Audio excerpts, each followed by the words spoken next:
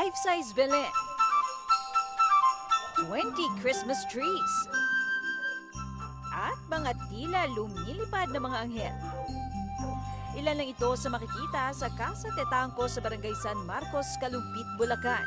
2014, sinimula ng pamilya Tetangco na buksan ang kanilang bahay sa publiko tuwing Kapaskuhan. Ang mga disenyo gawa raw ng bunso sa 10 magkakapatid na si Father Von Tetangco. Dati daw po kasi itong bahay na to, talaga naman pong bukas sa publiko nung panahon pa po ng lolo't lola ko.